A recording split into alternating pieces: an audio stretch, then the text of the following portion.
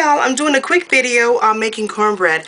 I'm making this because I'm making some collard greens, so I'm making some cornbread so I can be able to eat it with it. So you can be able to check out my other video on making collard. I have a video on that. I'm using the non-name brand cornbread to be able to make it, but you can definitely use any type of cornbread you want.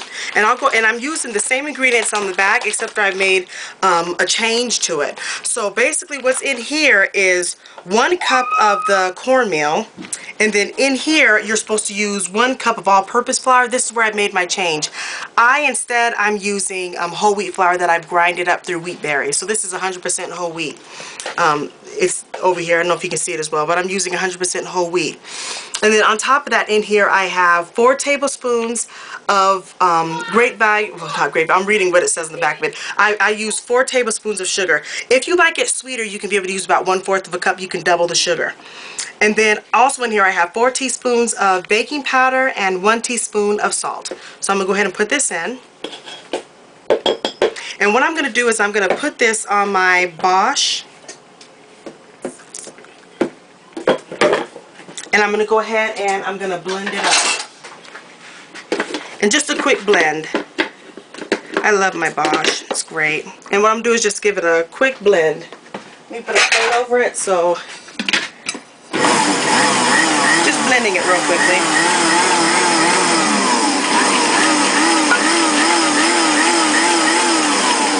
Okay, so that's done right there. These are all the dry ingredients. I wanted to hurry up and mix these together. Next, what I'm going to do is my wet ingredients.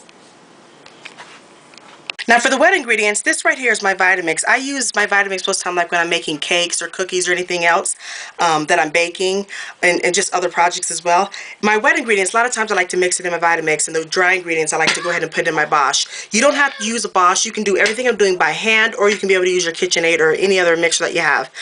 So in here I have 1 cup of milk. And what I'm using is 2%. You can use any type of milk that you like. And then also it calls for 1 egg. So I'm putting 1 egg in. And then it calls for 1/4 of a cup of vegetable oil.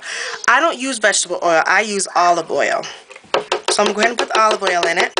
And I'm going to go ahead and move this over to the Vitamix, and I'm going to blend it on setting 1. And what I'm going to go ahead and do with the Vitamix is it's on off. I'm going to keep it on setting 1, and I'm not going to put it on high. The only thing I'm doing is just mixing it. So I'm cutting it on.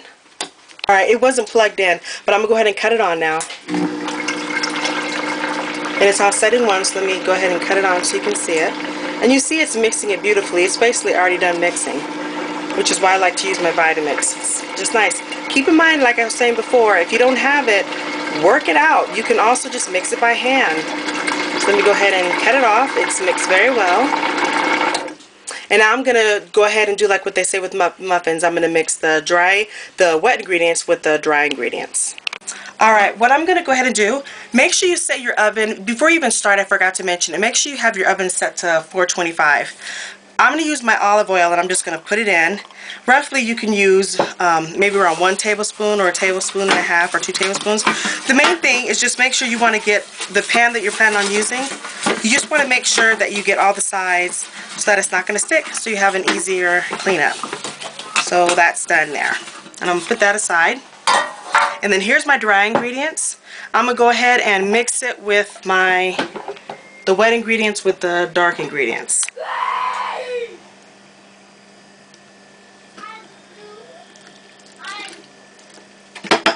And you're going to mix until just combined. So normally I would cover it with my plate, but instead what I'm going to do is just run it. So what I'm going to do is just pulse it.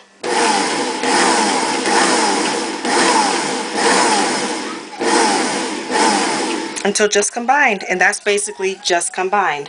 So what I'm going to do now is transfer what's in here into the pan that I just oiled, and then we're going to put it inside of the oven. My oven's already set. It's 425 and it's already ready to go.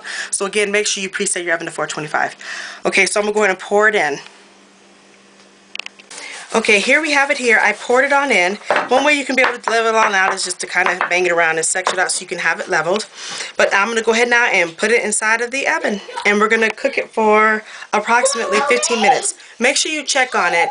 And the way you can tell it's done is by putting a knife through it or a toothpick and make sure that it comes out clean.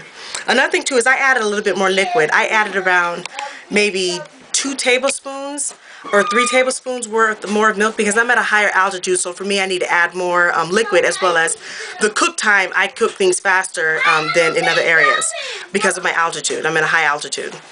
So I'm going to go ahead and put this inside the oven. I only needed to let it cook for 18 minutes. The directions say for it to cook for 23 to 25 minutes. But again, because of the altitude that I'm at, I need to not let it cook as long. But basically, what I was saying, let the fork come out clean. Let me put the knife in, and you see there's no liquid on it. I put it in, you put it in toward the middle, and it's clean. So this is done. I went ahead and gave it a cut. This is what the whole wheat cornbread looks like. It's very good. I'll put the plate on it real quick. See, it's very moist and nice. You really can't tell, but it's just nice. I'm just crinkling it up so you can be able to see it.